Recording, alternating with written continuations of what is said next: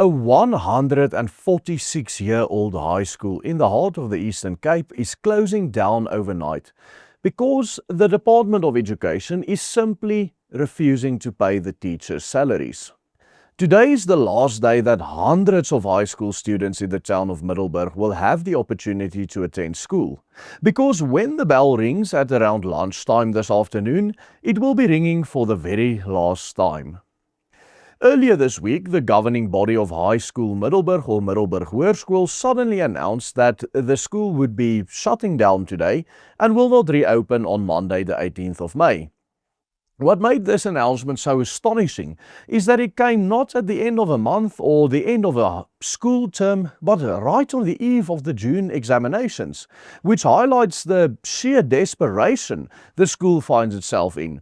The notice states that this emergency shutdown decision follows the Department of Education's continued failure to fulfill its constitutional duty to appoint and pay educators. Since 2025, the school has been forced to cover the department's obligations by paying these salaries from their own limited funds.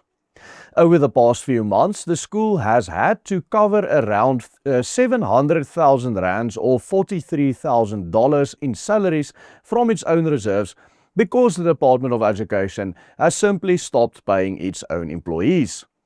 These salaries paid to teachers who are employed by the Department of Education and which they are by law obliged to compensate, but which they simply don't do, and now the High School Middelburg has become its latest victim at the most impossible of times for parents and pupils alike.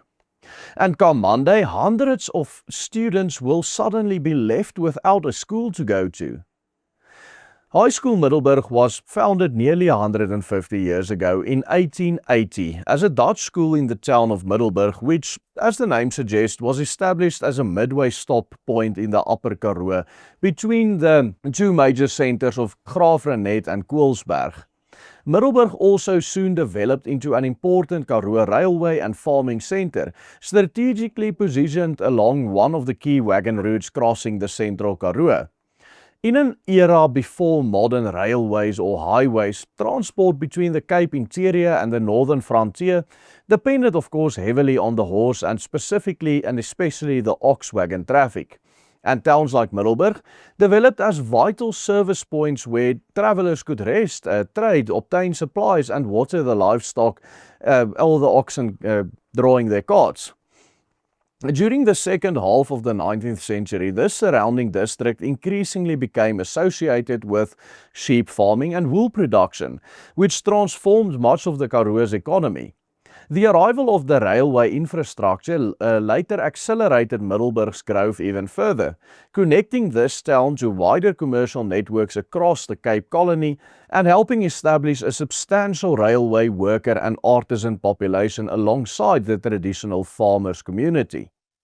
It was within this environment, a growing Afrikaans and Dutch-speaking rural settlement shaped by farming, transport and frontier expansion, that High School Middelburg or Middelburg Hoërskool was founded in 1880 to educate the children of the district's emerging communities.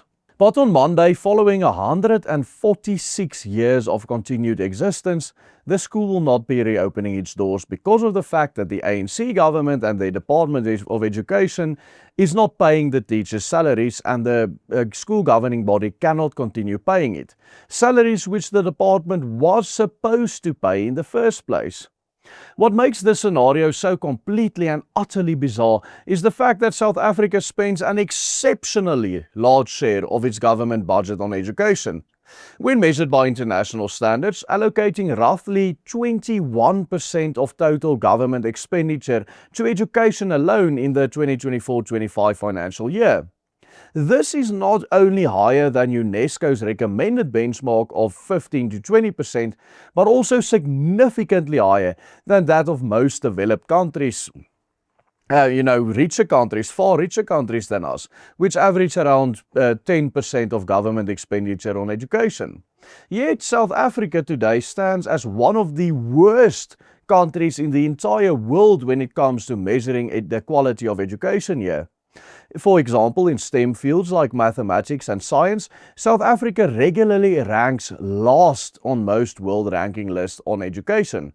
So the question must be asked, where is all of this money going to? How can a country spend so much money on education and it seems to be not bearing any fruits whatsoever? Is it spending money on educators that are incompetent, or is it not spending this money on educators at all and just it's going missing somewhere? Of course, High School Middelburg or Middelburg Hoërskool isn't the only institution suffering under the Department of Education's corruption and incompetence. There are scores of teachers in this country being employed by the Department of Education who are simply not getting paid at the moment. But why is it that some schools like Middelburg Hoërskool are far less resilient to handle these kinds of setbacks than some schools like Hoër Landbou School Marlow, which is very close to them, for example, which is situated just about 120 kilometers southeast of Middelburg, just outside of Cradock. These two schools, after all, are both administered under the Eastern Cape Department of Education's Chris Hani district and are both rural schools within the same district municipality. Yet, the core difference lies in the fact that Middelburg High School under the ANC dispensation has been fully transformed into a dual medium Afrikaans English school, while Marlow has firmly retained its Afrikaans identity. I have long been saying this, when an Afrikaans school becomes double medium, it is the final death blow to that school. In a situation like this, you sit with a school where half the children are paying school fees while the other half is not. As you know, the Department of Education has rules stating that if a pupil makes or their parents make under a certain amount of money, the school has to educate that child for free. Of course, many of the children who are now in the English-speaking class don't even have parents or have single parents that do not make this sort of money.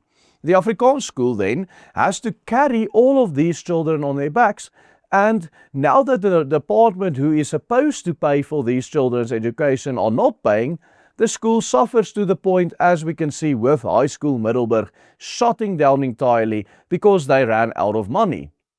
The reality of education in South Africa today is that once an Afrikaans public school becomes parallel medium, it becomes a death sentence for that school. Recently in Pretoria, Laerskool Pierneef, an historically Afrikaans primary school, was transformed into a dual medium school. And within a matter of a few months, this resulted in such a drastic decline in the number of families actually paying their school fees that the school felt the need to appeal to the broader Afrikaner community to intervene and help them to keep the school running.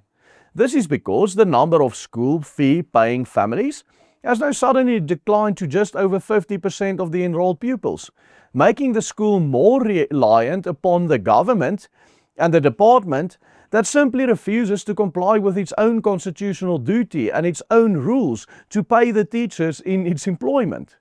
And now, under the new Bella Act, the government seems determined to employ this as a strategy to destroy every single Afrikaans school. In January, just days before the start of the new school year, Swart Ruggens Gecombineerde School in the Northwest learned that the Department of Education simply placed 78 English-speaking students at the school during the December 2025 holidays.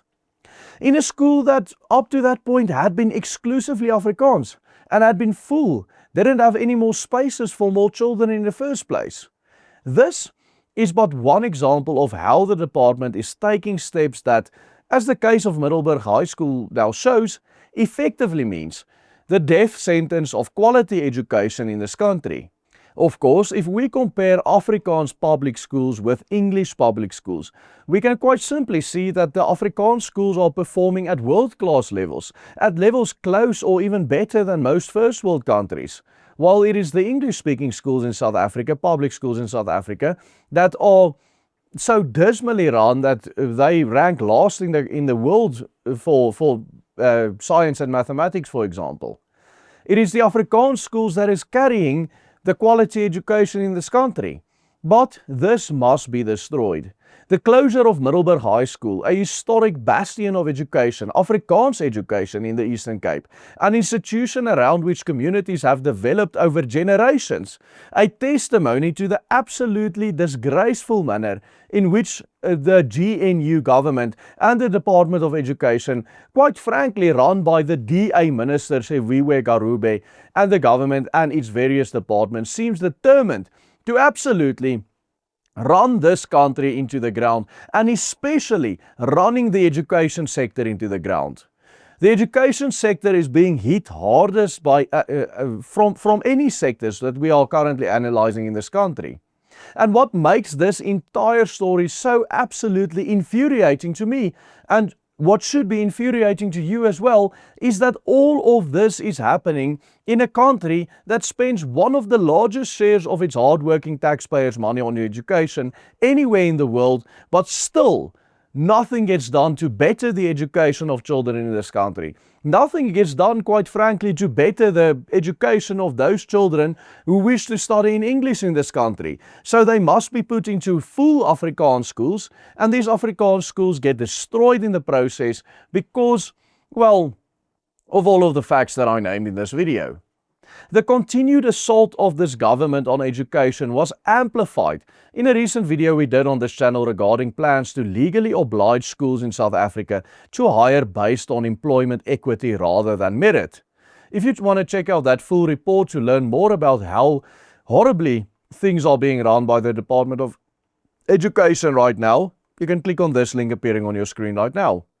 And if you do support our work, please consider becoming a paying member of the Willem Petscher Group.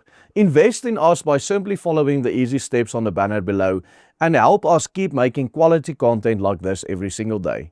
Thank you, goodbye, and God bless.